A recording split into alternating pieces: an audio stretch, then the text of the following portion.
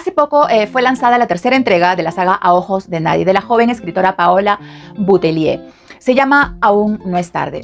Empecé a hojear el libro y nada, decidí leer los dos libros anteriores para entender mejor a los personajes, sus dinámicas y sus sentimientos, y así poder hacer la reseña de los 3 libros de la saga. El primer libro se llama A Ojos de Nadie, de ahí el nombre de la saga, es del año 2020, tiene casi 300 páginas y va por ediciones B. ¿De qué va? Nos ubicamos en la ciudad inglesa de Torquay y Adelaide Lowell, hija única de una familia muy influyente, desaparece. Paralelamente, alguien irrumpe en un orfanato dirigido por monjas de clausura y deja una especie de advertencia escrita con sangre. Mera es una joven periodista a quien su jefe, John Barton, le asignó cubrir la noticia para desentrañar el misterio que hay detrás de esos 2 sucesos y si ambos estaban relacionados. Esa es la parte, digamos, periodística del asunto, que evidentemente tiene sus limitaciones, ¿verdad? Pero por otro lado tenemos al famosísimo inspector de policía Harry Moore, hijo de una de las familias más poderosas de esta localidad, pero que debido a la relación tortuosa con su padre decidió tomar el camino opuesto que este había trazado para él y prácticamente huyó de la casa familiar a estudiar y hacer su vida. Y no le fue nada mal, ¿verdad? Pero estamos hablando de un hombre que tenía demonios interiores y una lucha constante con aquellos fantasmas del pasado y con sus círculos que aún no terminaban de cerrar. Este inspector será quien se hará cargo del caso junto con su compañera Lila Barton, hermana de John Barton, dueño del periódico en el que trabajaba Mera. Era un pueblo muy chiquito. Y también tenemos a Luca, amigo de John, el dueño del periódico, hermano de Harry, el inspector, y colega de Mera. Sí, Luca trabajaba en el diario junto con Mera. Entonces estos 3 personajes, Mera, Harry y Luca, que eran viejos conocidos, se verán envueltos en esta trama que iba mucho más allá que un simple asesinato y una amenaza. Y no puedo contar más porque es una historia muy compleja, con muchos personajes, muchos giros, historias entrelazadas, que es bueno que descubran ustedes. En esta entrega vamos a conocer el pasado trágico de Mera, vamos a conocer a sus abuelos, un par de viejos maravillosos, y también a los hermanos Moore, cuyo pasado, presente y futuro van a estar ligados irremediablemente a Mera y al asesino. Los personajes están muy bien definidos psicológicamente, es una historia muy intensa, hay mucha carga emocional, mucho sentimiento, mucho feeling, mucha emoción. Tiene una estructura in media res, arrancamos la historia en un punto de la trama donde todo ya sucedió, y de ahí retrocedemos para que la novela nos explique cómo sucedió todo hasta llegar a ese mismo punto, hasta el final. Hay 2 líneas de tiempo, una que se desarrolla en el año 2019, cuando suceden los 2 hechos fundacionales de la novela, y la otra que corresponde al año 1999. Estas 2 líneas de tiempo se van a juntar al final para provocar el desenlace. ¿Y qué desenlace?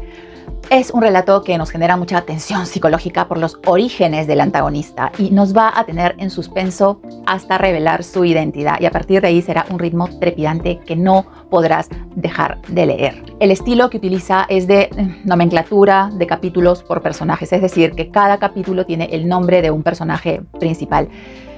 Esta técnica nos da una perspectiva más centrada en los personajes y nos ayuda a explorar sus diferentes puntos de vista y narrativas dentro de la historia. Creo que para ser el primer libro de la autora me parece que no está nada mal. Giros muy emocionantes, subtramas interesantes, personajes bien definidos, buen ritmo, una carga emocional muy fuerte. Y sobre todo, se agradece que no haya involucrado a los protagonistas en relaciones amorosas absurdas entre ellos, porque eso no suma, al contrario, resta. Así que, punto para la autora. Sin embargo, me parece que hay pequeñas incongruencias en el relato y algunos hechos inverosímiles que no menciono para no hacer spoiler. Pero nada, a pesar de todo eso, debo decir que es una historia entretenida y emocionante. Y nada, la recomiendo. La segunda entrega se llama Asesinato de un culpable, del año 2022, con cerca de 400 páginas y va igual por ediciones B. En esta entrega ya todo Torquay sabe de John Barton, el director del diario local, y de sus atrocidades. El tipo fue a prisión preventiva, testificó todo lo que fue necesario, pero su abogado logró sacarlo de prisión para que cumpliera su prisión preventiva en su domicilio, un departamento muy bonito. De pronto aparece su cuerpo sin vida, muy golpeado, tirado en el piso del baño.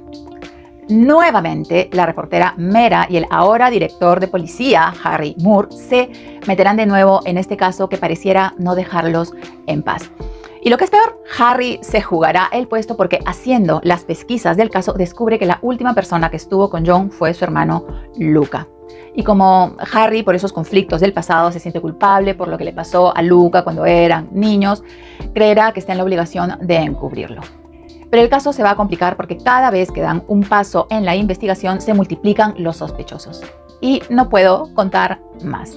Primero que nada, tienen que leer el libro anterior para que entiendan algo, si no, no hay manera. La trama es una continuación de la anterior, misma estructura, in media res, capítulos por personajes, 2 líneas de tiempo, mismos protagonistas principales. Destaco el giro final, no lo vi venir por ningún lado, ¿ok? Eso me gustó, lo destaco. Pero pierde ritmo, llegó un momento en que yo decía... Ya sé quién es el culpable, ahora dime por qué lo mató.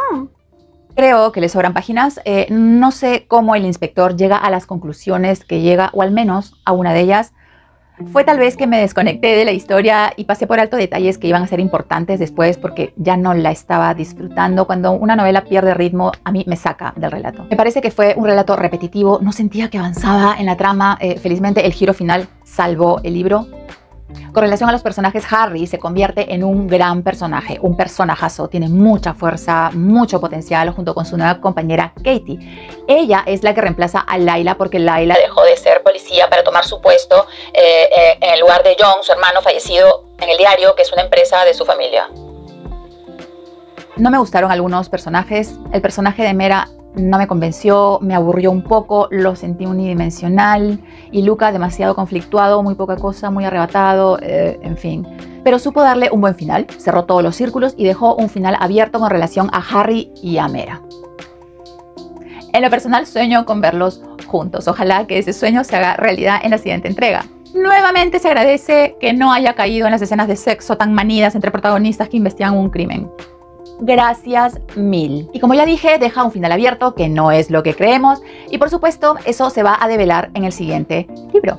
La tercera y última entrega se llama Aún no es tarde, del año 2023, de este año, 400 páginas y es de Ediciones B. Ahora todos están en Londres. Mera, porque necesitaba empezar de cero. Luca, porque siempre quiso dedicarse a su vocación, que era ser periodista, y dejó la empresa familiar a su madre, que era una arpía terrible.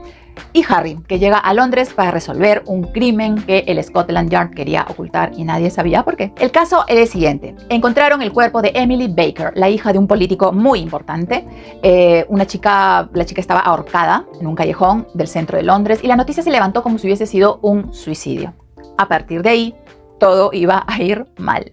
La policía quería cerrar el caso a toda velocidad. A Harry lo hostigaba la jefa de policía, la comisaria Larissa Hill, y como si fuera poco, el tío de la chica, Liam Baker, contrata a Harry para que trabaje para él, lo cual no iba a ser fácil porque si él tenía el caso no podía compartirlo con nadie, ¿verdad? Le hace conocer su negativa, pero este hombre tiene información comprometedora. ¿De quién? De Luca. Sí, otra vez, con esa chica, con la muerta, otra vez. A Harry no le queda otra que aceptar.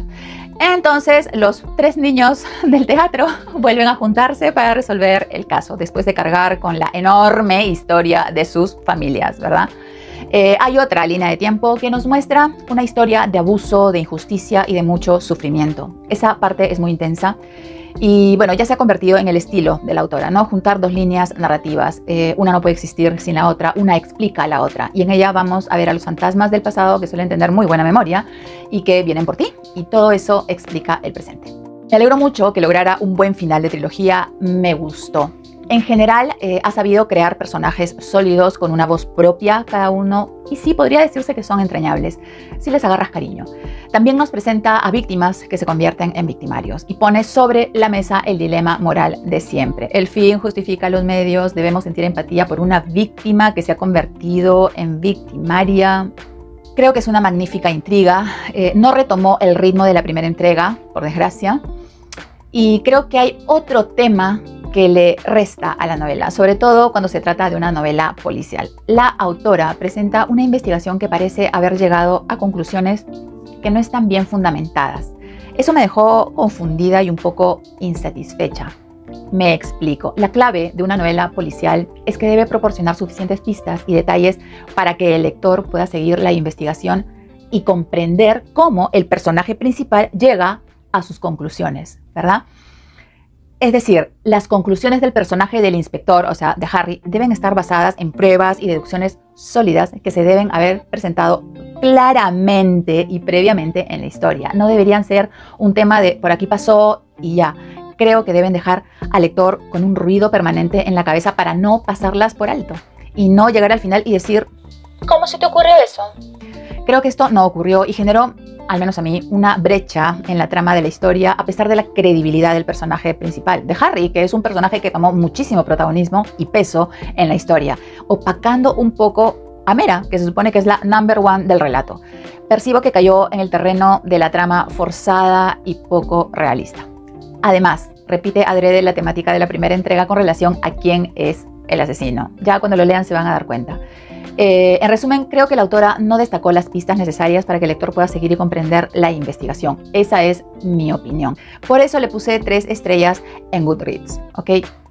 Pero con todo, siendo una escritora joven, creo que tiene muchísimo talento. El personaje de Harry me encanta, debería explotarlo como un Mr. Poirot del siglo XXI. No quisiera que lo dejara morir ahí y hacerlo su personaje. Y debido a eso, sí, recomiendo su lectura porque es entretenida y divertida. Y nada, hasta una nueva reseña.